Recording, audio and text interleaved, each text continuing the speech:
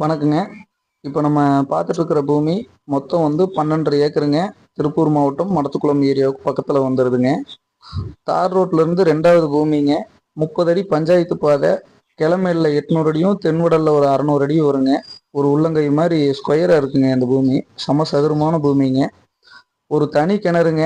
இதுதான் அந்த தனி கிணறு. அது போக ஒரு போர் இருக்குங்க. 2 ஃப்ரீ சர்வீஸு. 75 தென்னை மரம் நல்ல காப்பு மரங்க.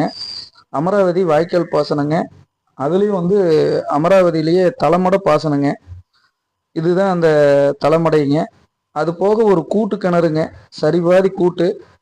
2 கிணறுக்கும் பக்கத்துலேயும் ஒரு செக் டேம் இருக்குங்க.